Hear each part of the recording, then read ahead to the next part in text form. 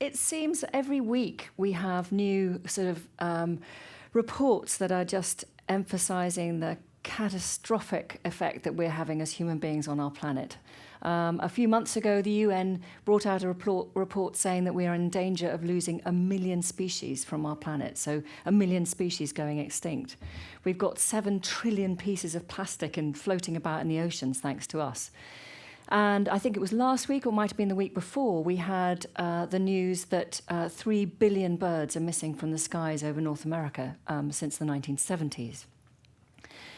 So E.O. Wilson, your wonderful American biologist, says that in one of his most recent books, Half Earth, if we are to recover biodiversity, and perhaps more crucially, the systems on which we all survive as species, including our own human species, we're going to have to dedicate half Earth back to nature. We're going to have to be much, much more generous about getting Earth, nature, back into our own backyards. So our existing wilderness areas, our national parks are not enough. We have got to learn to live with functioning ecosystems again. So the question is, how do we do that? This really is a very small story. It's a tiny pinprick on the planet where I come from and what my book is all about. But I think what we have seen over the last 20 years that we've been doing this rewilding project is that it has big relevance. It has repercussions beyond our tiny little pocket of England, because it's all about how we change the mindset, how we can actually change ourselves to embrace a much, much wilder world and let nature back onto our planet and onto our doorstep.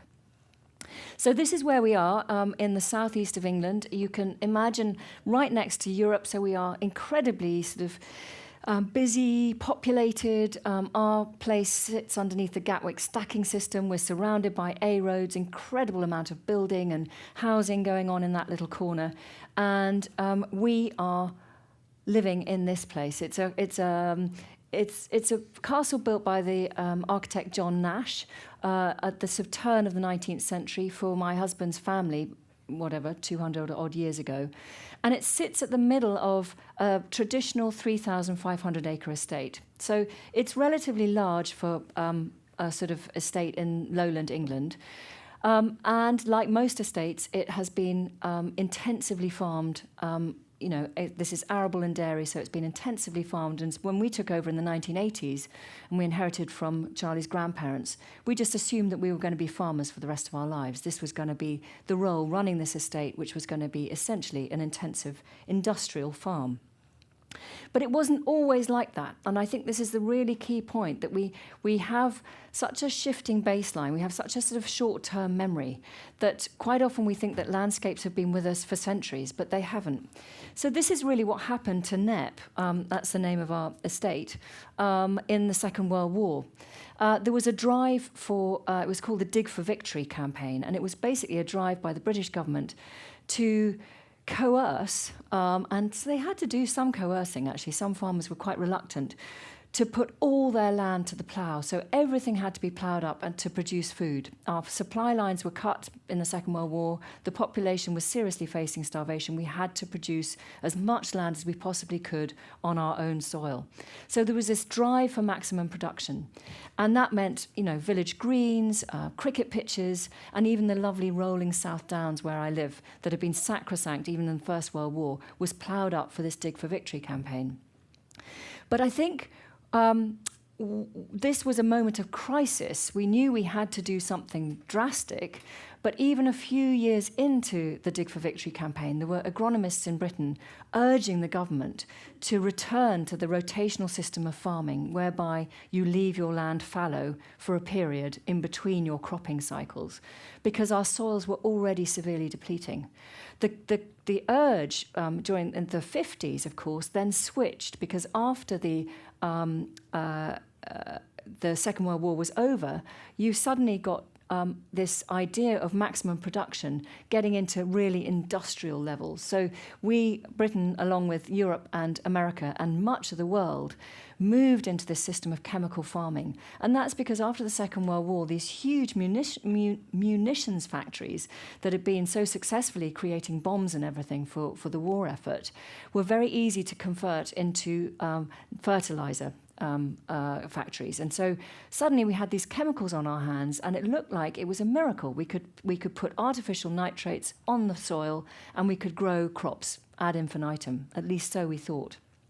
We're only now beginning to realize how short-term that vision was, and that this kind of rape of the soil, if you like, this endless ploughing, and I'm also beginning to understand that the plough was the worst invention man ever came up with, really destroyed our soils. And we're now hearing scientists talk about having 70 to 100 harvests left globally before we've lost all our topsoils. And that means that, you know, you have nothing, no medium in which to grow anything. So it's a critical problem now, the soil destruction that we're facing. So our soils have become so inert, so infertile, that they just have become as dry as dust, and they blow off in the wind or they wash out to sea. So this is the kind of system that had taken over Britain and much of the world throughout the period I was growing up, really. And of course, that led to huge overproduction. And this is something I think that the food and farming industry don't like us to know about. We are currently producing enough food for 11 billion people on this planet. But we are wasting 40% of that. We're 7.5 billion or so people now at the moment. So we are producing enough food. In the 70s, Europe became famous for its butter mountains, its wine lakes. And then, of course, we started overproducing grain. So what do you do if you're already producing enough grain for people? You start feeding it to animals. So we started feeding it to beef animals and selling it as corn-fed beef, like grain-fed beef. Like this is a good thing. Like this is going to be extra delicious. It's an astonishing thing to look back on. And then, of course, we started feeding grain to dairy cows. And heaven forbid, we're actually now starting feeding grain to sheep. And now we still haven't got enough mouths to eat all this grain. So we're talking about feeding food to our cars. We've just been driving up through California, and we were driving through acre upon acre at one point of red peppers that just weren't going to be harvested this year. They had tiny blemishes on them. They weren't supermarket perfect. They were just going to rot where they'd grown. We drove through orange and grapefruit groves, again not going to be harvested this year because the commodity price had changed. So the production of food in itself is not a problem. It is how we do that sustainably, but I'll come on to that. So this is really what, since the Second World War, the British landscape looks like. Everyone would be familiar with this landscape and think it's normal. But it's not surprising that if you have a landscape that looks like this, biodiversity crashes. And in Britain, like globally, we have seen wildlife just literally falling off a cliff edge in terms of species losses. We pulled up 75,000 miles of hedgerows after the Second World War, and we ploughed up 97% of our wildflower meadows. That's since the Second World War. We've lost almost all our lowland heathland, almost all our wetlands. So it's become a completely industrialised landscape, fixed on this idea still of maximum production. This was NEP 20 years ago. So this is the landscape that we were familiar with, and we thought that we would continue it looking like this. But when we took over in the 1980s, there was one particular problem, was that this intensive arable and dairy farm was losing money hand over fist. So even with European subsidies, and at the time, European subsidies, with 57% of the entire EU budget goes on paying farmers to produce those landscapes and to produce food. I think now it's about 43%, but that is still huge compared to the whole EU budget. And so even with these subsidies, we were still losing money when we took over the farm in the 80s.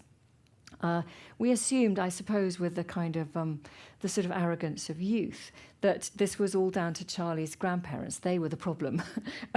We assumed that it was because they hadn't been investing in infrastructure and they didn't know the latest technologies, that this was why the farm was failing. And Charlie, who had been at Cirencester Agricultural College, child of the Green Revolution, a misnomer if ever there was one, but anyway, he felt that he knew how to turn this business around. And so for the next 16 or 17 years, this is exactly what we did. We did what every good farmer is supposed to do. We bought bigger, better machinery. We amalgamated dairies. We had 6 dairies that were kind of, fading and quite old. We amalgamated them into 3 new, all singing, all dancing dairies with state-of-the-art milking parlours that looked like something out of NASA.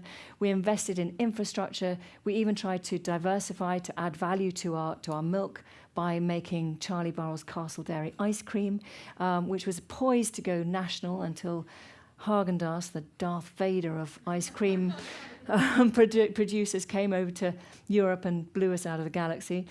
And of course, we tried to increase the yields of our crops. So that meant putting more and more chemicals on the land. So more fertilizer, more herbicide, more pesticide, more fungicide, sometimes several times over the life of one single crop, drenching the soil in these chemicals. And we weren't bad farmers. We did actually improve our yields, and we had 3 of the best dairy herds in the UK, consistently in the top 10 dairy herds in the UK. But by 1999, we were £1.5 million in debt, and we knew we could not go on. The writing was on the wall. And the reason was this. It's Sussex clay. I don't know if any of you have been familiar with the low weald in the southeast of England, but where we are, we sit on 320 metres of this stuff over a bedrock of limestone. I think the Inuit are supposed to have dozens of different words for types of snow, but in Sussex we have 35 different words for mud. That's how much it governs our lives. So in the summer, when it bakes as hard as concrete, and these gaps open up where you can just put your hand up to your shoulder into a gap, into a crack. And in the winter, it's just unfathomable porridge. So in a wet winter, you simply cannot get heavy machinery onto your land at all, which means that you can't sow spring crops, you can't maintain your ditches, you can't do anything that other farmers are doing. So you cannot compete with other farmers on good soil. It took us 16 years to realise that. But Charlie eventually made the key, and I think it was a bold decision, to stop farming. It was a decision which we probably in hindsight should have made much earlier. But it's a very emotional issue, this question of farming, and it wasn't received very well, either in the family or amongst our neighbours, that we were giving up. We received letters from people saying that we were lazy or irresponsible, and someone actually accused us of being unpatriotic because we were not in this. We were going against the grain, as it were. We weren't in this kind of maximum production, dig for victory mindset. But we knew we couldn't do it. It was very sad for us, though, because we had to make our farm manager, who was a friend, redundant, and 9 other men lost their jobs. And we sold these 3 beautiful dairy herds. But we did actually clear our debts. We sold the farm machinery, the dairy herds, and our milk quota, and cleared our debts. And so I don't know if any of you have ever been in the unfortunate position of being in a failing business. But when you are, you're very much like a rabbit in the headlights. You're absolutely trapped in this fixation on trying to make a business work, and you're looking for every sort of upturn in your fortunes that might help you to survive into the next year. And it's only when you actually draw a line underneath it and you say, enough, stop, we're not doing this anymore, that suddenly you free up your headspace and you can actually stand back and look objectively and think creatively about what your position is, and in our case, what our land should be doing and perhaps should have been doing all the time. And so it was in that frame of mind that we met this amazing Dutch ecologist called Frans Vera. He's standing on the right with the grey hair. By complete coincidence, his book, Grazing Ecology and Forest History, was published in English in the year that we had our farm machinery sale. If we'd met him 6 years earlier, we probably would have thought, interesting guy, but not for us. But we were in this mindset where we were trying to look at ways that we could manage our land in an interesting way, but that would work with the land rather than battling against it all the time. So it was perfect timing. And what we found that he was saying was really exciting, because he was looking at conservation and nature in a totally different way. What he's saying is that in all our imaginings of how our landscapes looked before human impact, what we forget are the ghosts, the megafauna, the huge numbers of animals that would have been here before human impact. So herds of animals. So most landscapes would have looked much more like Africa, which is the last place where we have large numbers, big, huge herds like this. And if you think of the megafauna that we've lost, so this is, these aren't just species, these are genera. So if you look here, if I can work out how this, maybe I can't make it work. There we are. In Africa and in Eurasia, comparatively speaking, we've lost fewer genera of megafauna. And that is because those animals co-evolved with human beings. So as these sort of strange apes began to stand upright and start making spears and throwing things at them, they began to understand, or at least learn, how to defend themselves or run away. They had time to evolve in response to this rather aggressive hunter. But of course, as soon as you get a man arriving in Australia, 21 genera of enormous animals, browsers and grazers, go extinct. Same in North America, 33. In South America, 50 genera of megafauna have gone extinct. So we can't even imagine really what these landscapes would have looked like, what even the Amazon rainforest would have looked like if you put these huge animals back in there that would have been breaking branches, pushing down trees, transporting seeds in their gut. You know, sometimes we've got these seeds that are huge in the Amazon that now have no carrier, no vector, no animal to eat and transport them. So if you think about these animals, if you have the inspiration of the ghosts of these megafauna in your head, Franz Vera says, you can understand how they are habitat creators. They're all, in a sense, keystone species. They can drive habitat creation. The way they rootle, trample, trash vegetation, their dung, a huge component of soil restoration, how all that is a knock-on effect for biodiversity. So if you want to recover biodiversity in our era, the way to do that is to introduce free-roaming animals into your landscape and let them manage the land, let them create the dynamism that is going to pull that glider back up into the sky so it can fly again. They're the ones who are going to create habitat for you. So we thought this was a really interesting idea. If we could release free-roaming animals onto our land and show that on our severely depleted post-agricultural soils in the busiest, most congested part of southeast England underneath the Gatwick stacking system, if we could produce increased biodiversity just by even a fraction, then that would be an experiment worth trying. So for a very happy summer, we smashed up all the old Victorian drains that had been trying very ineffectually to get the water off our land. We took up about 75 miles of internal fences, barbed wire, gate posts. Think of the relief to a farmer, the cost of maintaining all that every year. And we just let the ditches silt up. Again, huge relief not to be having to maintain this massive amount of infrastructure to make this very unproductive land work. And then we saw extraordinary things coming back in a very, very short space of time. Just stopping using chemicals that first summer, the sound of insects was something that we hadn't even noticed we'd been missing. And then as soon as the insects came back, you got birds coming back. So we knew we were onto something that was really interesting. It took us longer, though, to persuade the government, the powers that be, to fund us, and that we weren't completely mad. And during that time, in that hiatus, when we were waiting, really, for the funding to get a ring fence around our area so we could introduce our free-roaming animals, there was a hiatus when, after we'd left our arable fields after their last harvest and we just let them go, we saw this pulse of vegetation happening. So thorny scrub, blackthorn, hawthorn, dog rose, all popping up in those former fields. And suddenly we were seeing new trees, oak trees planted by jays, a jay can plant 6,000 acorns in 4 weeks. So nature knows how to bring back trees. We don't have to go out there with a spade and a polypropylene cylinder and a wooden stake and importing saplings from a nursery that might be bringing in disease. Nature can do it on its own, and that was a complete revelation to us, suddenly seeing our new generation of oak trees coming up.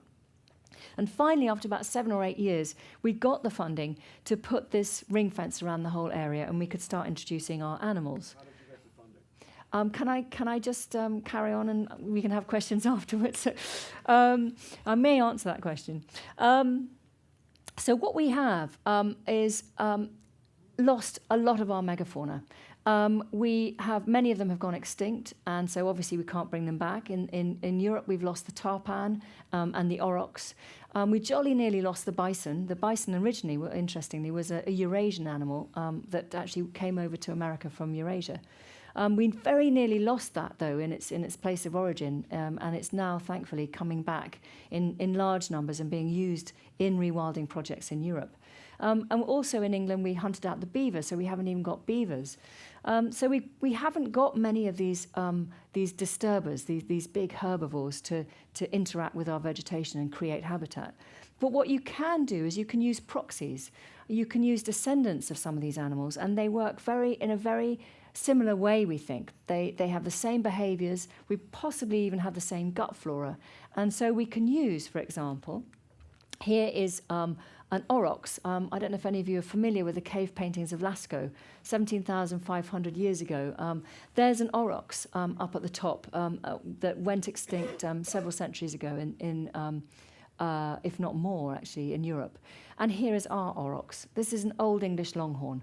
So it's behaving, we're using it as a proxy, but what we're doing is we're choosing old breeds, because ancient breeds we think behave much more like their ancestors. You can't use one of the breeds that we're using in modern dairies now, because they've been so overbred and developed in the last even few decades that it just won't work. So you're wanting an animal that can survive outside all year round. We're not supplementary feeding them.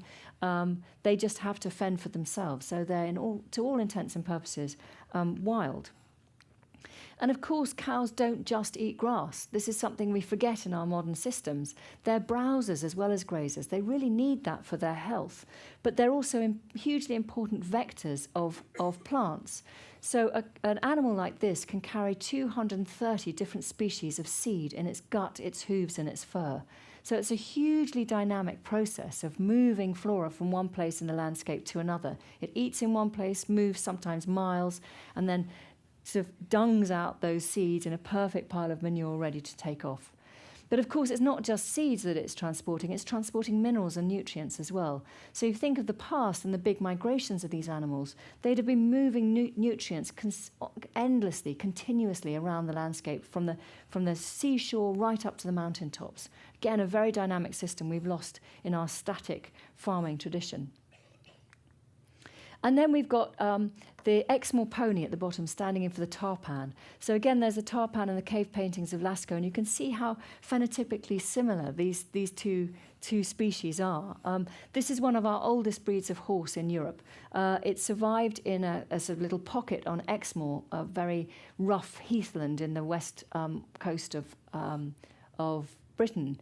And I'm afraid it was down to about 40 individuals in the Second World War, largely because the British Army used it as target practice.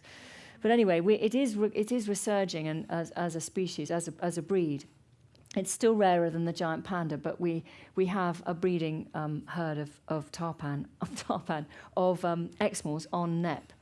And again, they have a different interaction with the vegetation. They're doing something completely different to the cattle. And this is, again, something that we've completely forgotten about, the relationship between these animals. Princeton University are doing a really interesting study in Kenya on the relationship between equines and bovines. And what they've discovered, I love it, because it's so kind of counterintuitive. It's like so much of rewilding. It's just full of surprises. What they've found is that if you have 100 head of cattle in a given area and you allow them to graze alongside an equine, and that could be a pony, a donkey, it could even be a zebra, those 100 head of cattle will put on more weight, more condition, than if they were allowed to graze that same area on their own. So how could that be? You'd think, well, they'll compete for resources, they'll both end up the poorer. But actually what's happening is that the horses, the equines, are grazing on the really thatchy grasses, the tough stuff. Here you're seeing them eating thistles, stuff that the cows just won't touch. They literally can't stomach this stuff, the cows. And so they're taking out all the rough stuff, which then enables the sweeter grasses to come up, which then benefit the cows. So I have this sort of image, this fantasy in my head, days gone by before human beings, that you would have had herds of tarpan moving through the landscape, and then behind them herds of aurochs taking advantage of the habitat that the tarpan had created for them. And then we have 3 different types of deer. We have red deer, roe deer, and fallow deer. Again, the idea is just to get as many different mouthpieces in that landscape as possible, because the more species of herbivore you have, the more vegetation complexity you have. The interactions are all different, and they benefit different species, different types of flora, and you then get something that's much, much more exciting.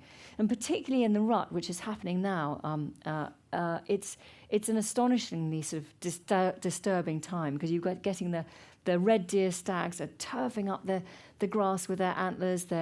The fallow are making these huge lecking arenas, kind of urinating over these massive areas. The air is full of testosterone. They're rubbing scent glands on branches and trees. And so every little thing that they're doing is opening up a niche for another species in some way. There's a huge domino effect from introducing them. And then we have my favourite, the Tamworth pig, standing in for wild boar. What's astonishing when you release these domesticated animals into an environment like this is that they're full of surprises. I mean, who would have thought that a Tamworth pig would behave like a hippo? But they do. I mean, we've actually timed them. They can hold their breath. They can dive for 20 seconds. And what they're doing is they're looking, what their favourite thing is swan mussels. We have these big freshwater swan mussels. And they'll dive for them and pull them up, take them to the bank, open them with their trotters, and then take out the flesh from inside. They're ingenious. And so what we've come to realise is that, when we were farming, I used to look at our dairy herds, and they were lovely animals, but they were pretty boring. They sort of stood there with their heads down, grazing in a field. But it's not the animals that are boring, it's the situation we're putting them in that's boring. When you release these animals into a landscape like this, where they can give full rein to their curiosity and inquisitiveness and intelligence, you suddenly see a completely different animal. And these animals are self-medicating, they're choosing herbs, they've still got the same instincts. They can remember, they know what to eat for their own health. It's absolutely astonishing.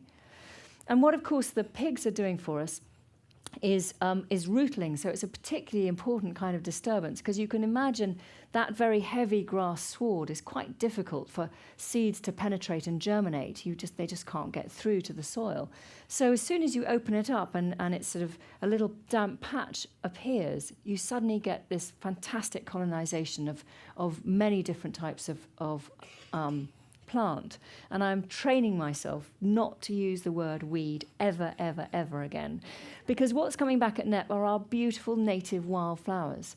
And like so many places in the world, in Britain we have zero tolerance for our own beautiful native species. We know how to get rid of them in our arable systems with huge efficiency, but we also don't want them in our gardens. We call them weeds, and we don't want them on our roadside verges because we're obsessed with green lawns, and we don't want them in our lawns.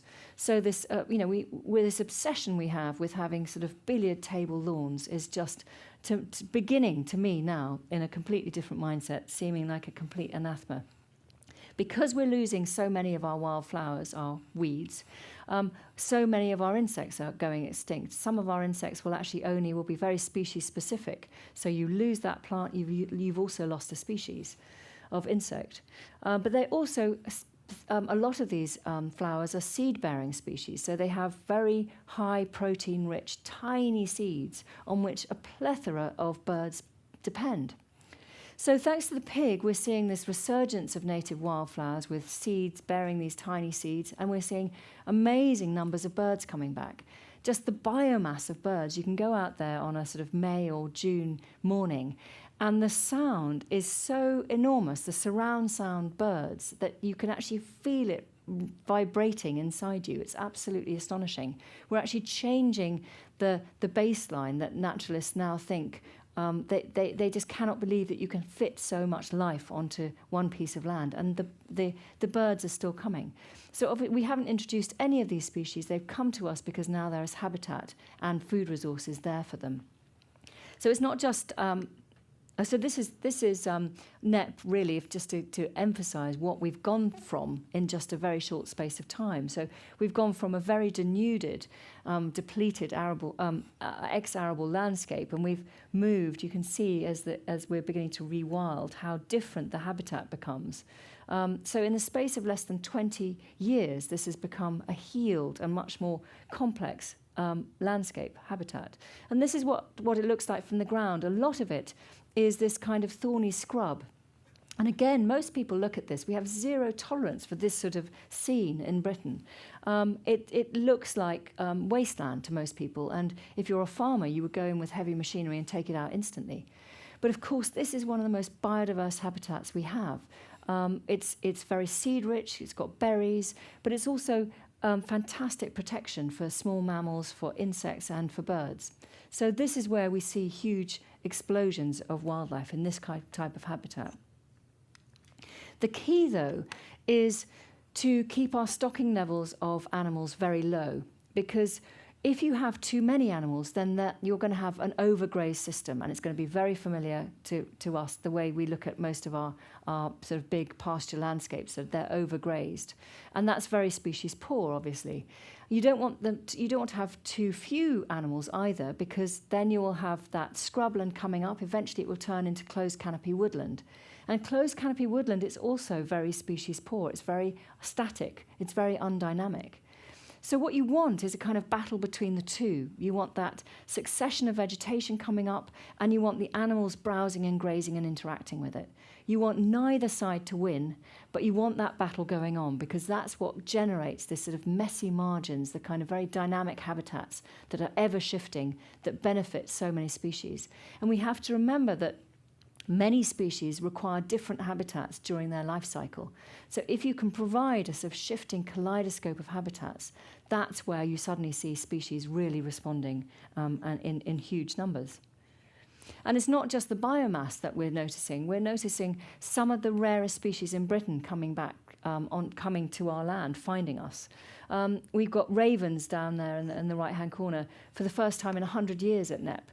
We've got cuckoos and nightingales. Again, both cuckoos and nightingales have declined more than 90% since the 1970s. So we're looking at possibly losing them altogether. And we've got lesser spotted woodpecker. So all these are breeding now in big numbers at NEP. And we've got peregrine falcons nesting in a tree, which no one has ever known before. So again, we're seeing species behaving differently because there's opportunities there for them to show us what they can do and how they can behave. And perhaps the most poignant of all, I think for me anyway, is a turtle dove. So according to the RSPB, the Royal Society for the Protection of Birds in Britain, we're about to lose this bird altogether from England within the next 10 to 15 years. So for me personally, that's a huge loss. I mean, when I was growing up in the 1960s, we had 125,000 pairs of turtle doves. And to me, it's lovely kind of tour in the summer was the sound of summer. It was long summer holidays. And I'm hugely nostalgically tied to this bird. And we are about to lose it. And of course, it's the stuff of Chaucer, of Shakespeare. It's what we sing about at our carols. You know, it's what my true love gave to me, 2 turtle doves. And it's about to go from our shores altogether. Just a few years into our project, though, we heard our first turtle dove. And this was completely astonishing because we'd never had turtle doves on NEP, at least not in living memory. And nobody could quite believe it. And numbers have grown and grown and grown until this year we had 20 singing males.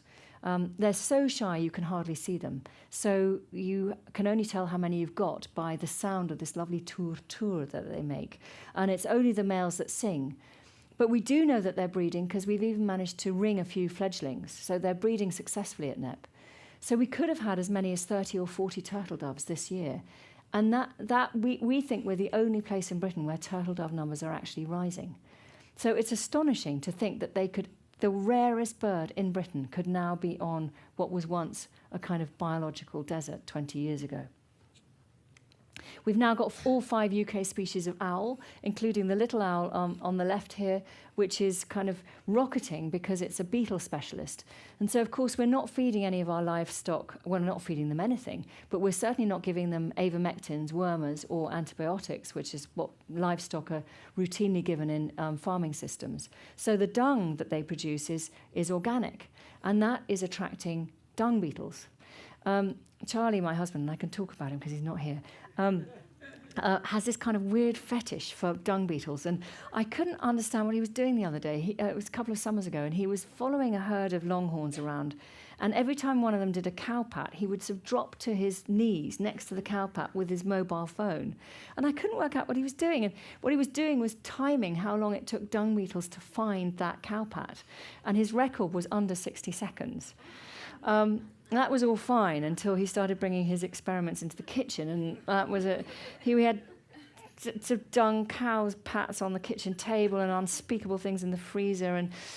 But anyway, at the end of this summer, after his kind of ferreting around in all these cowpats on the kitchen table, he'd managed to find in one cowpat 23 different species of dung beetle, including one dung beetle, the violet door beetle, that hasn't even been seen in Britain, in Sussex, for 60 years. So these dung beetles are keystone species because they're one of the many invertebrates that bring down that goodness, that fertility of the cowpat back into the soil. It's one of the quickest ways to recover soils is this action of the dung beetle pulling it down underground. And we've now got 13 out of the 17 UK species of bat, including this one, Beckstein's bat, which is so rare, it's rare even in Europe, and we don't know much about it at all. And we've also now become by far the biggest breeding hotspot for purple emperor butterflies. I'm ashamed to say I didn't even know there was a purple emperor butterfly until they started appearing at NEP. But this is one of our rarest in Britain. It's rare even in Europe. It's our second biggest.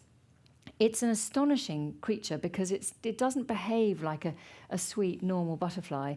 It's very aggressive. It will chase birds, it will chase a blue tit, it will chase anything off its territory. You can throw a stick up into the air and the butterfly will chase it.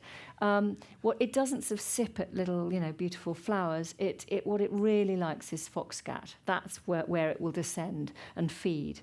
So it behaves almost like a tropical butterfly. It's very untypical of a northern hemisphere butterfly, but it's really, really astonishing. So where does rewilding fit into all of this? We know we have to have land that we have to produce food on, but we cannot carry on the way we are. We've got to try and think differently about our landscapes. This is a typical scene in England. This is what most people would consider the picture postcard, our green and pleasant land. So how can we actually think more usefully, more creatively about this landscape, which is essentially a biological desert, so green doesn't have to mean life. If we can imagine that up there is NEP, that's your kind of biodiversity hotspot. That's where you've got life spilling out, breeding and spilling out, and longing to colonise the rest of the landscape. At the moment, it's not going to find nothing, really, is going to find much habitat out there. So if you're going to help to move life back into our landscapes, we've got to start doing things like wildlife corridors, connecting areas of nature together. Of course, you can't have roads intersecting them because that is a death trap for small mammals, large mammals, even insects and birds.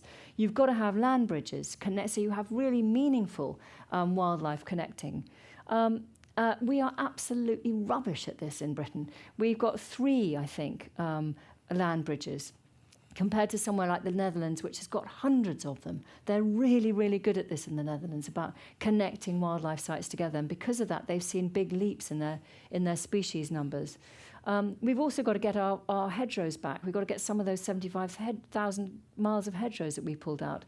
And we've got to be more generous with them, allow them to be deeper and wider and more species rich. And then we've got to get wildlife areas for wildflowers and birds around our crop areas where we're growing crops, and it would look something like this.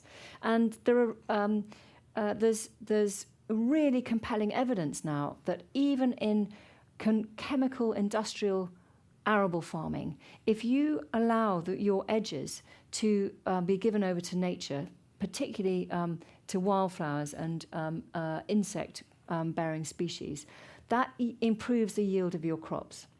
So you don't actually lose anything by sacrificing margins around your crops for this kind of nature. What happens is that margin is producing not only your pollinating insects, it's also producing the predators that eat the pests that attack your crops. And this is even in conventional systems. So we have to start thinking of wildlife margins around our fields. But we can't go on as we are. We have to start thinking of moving away. Well, we have to move away from chemical industrial farming. We've got to move to regenerative farming. And thankfully, in the States, you have some amazing pioneers already doing this and showing the way. It's actually happening at a grassroots level. Farmers are doing it for themselves. So we've got Joel Salatin, who's amazing. Folks, This Ain't Normal is a brilliant book. We've got Alan Savory, who's actually a Zimbabwean, but his systems of holistic management, also known as mob grazing, are becoming very popular in the States, but also in brittle zones like Australia, where you can actually recover deserts using the natural grazing behaviours of animals. It's absolutely astonishing. Growing a Revolution, David Montgomery's book, is entirely focused on the States and what's happening here, this movement that is happening with farmers actually moving into no-input, no-till systems. And, of course, the Soil Food Web was coined by Elaine Ingham, who now travels the world advising farmers on how to retain their soils. She's just been in Jersey trying to save the Jersey Royal potato. But perhaps most convincing of all to me is Gabe Brown, and I do urge you, if you're not familiar with him, if you don't read his book, Dirt to Soil, which is great, but it's very easy to quick read.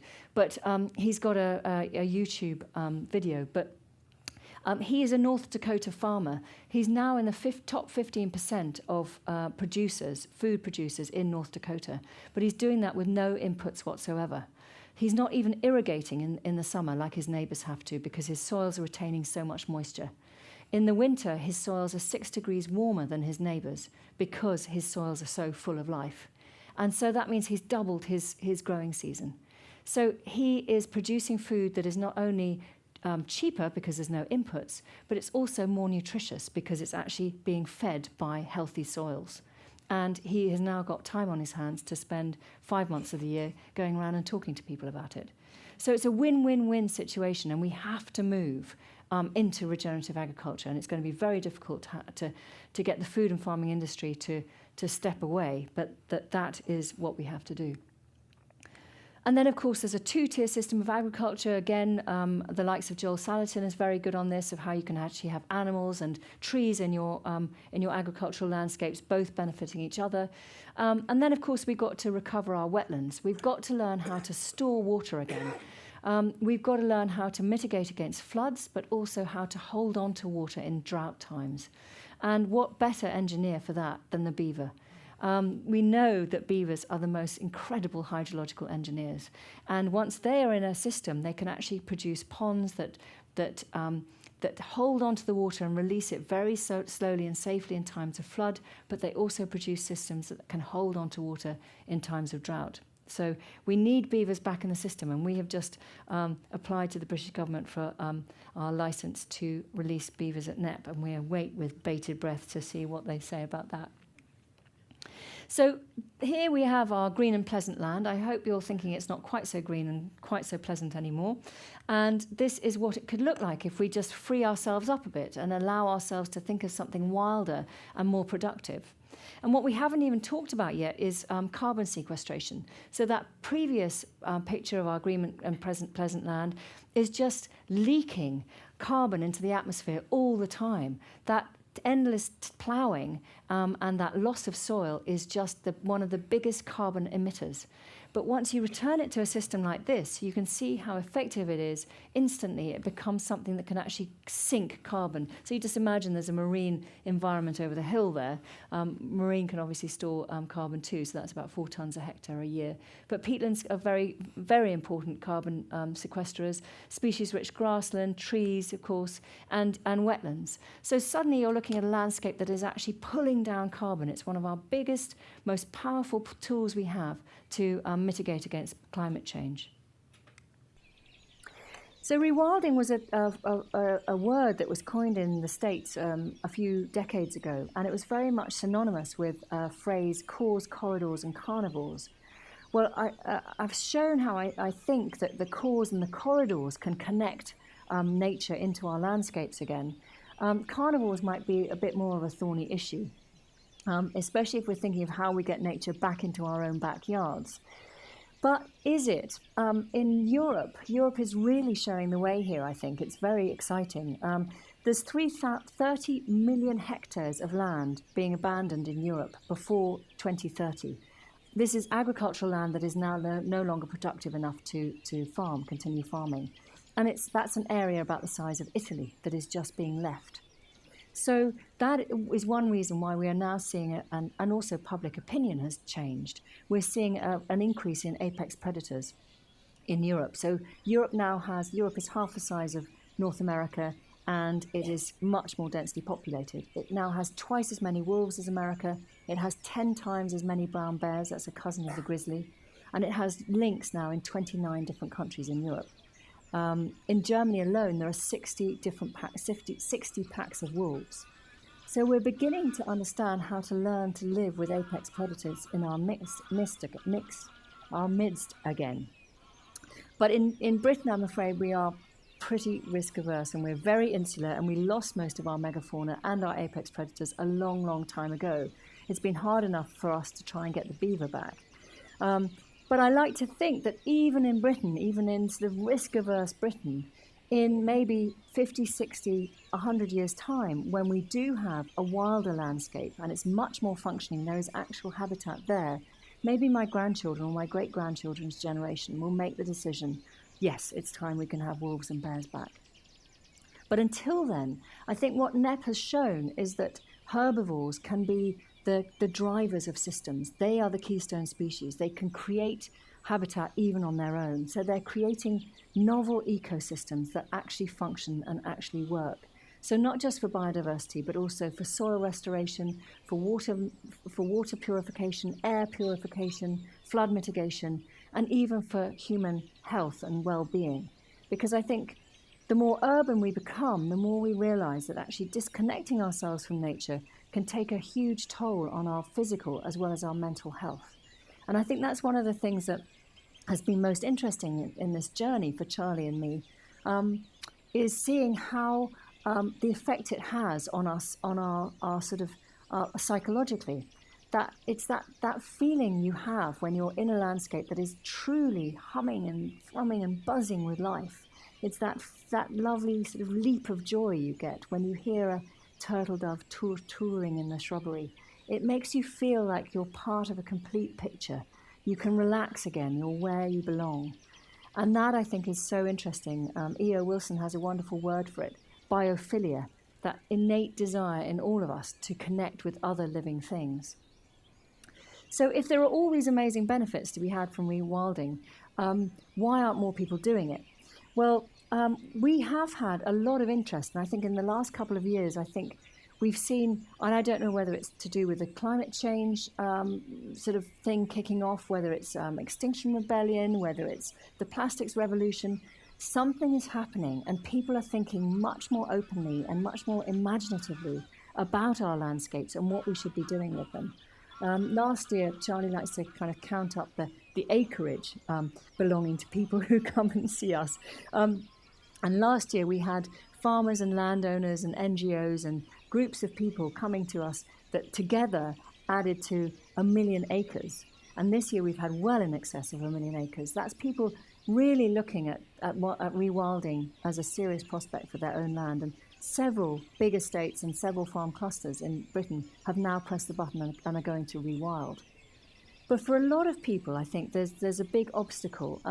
There's still a mental obstacle, and that is this feeling that if you are kind of trying to connect with something that is very different to something you've grown up with. So we have in our heads this very controlled landscape that we live in. It makes us feel secure somewhere that is managed and manicured. And letting go is very, very uncomfortable for us. But if we're going to accept rewilding and welcome it into our backyards, we've got to let go of that. We've got to change the mindset here. We've got to learn to be messy. We've got to learn to relish unpredictability and accept the kind of boom and bust cycles of nature that can be quite overwhelming and coming and going and surprising. And we've got to accept free-roaming large animals in places where perhaps we didn't know that they should be. So it really is about changing your mind. And I think if we are going to go down this road of saving our species and saving our planet, we do have to change that mindset. And it's all about rewilding ourselves. Thank you.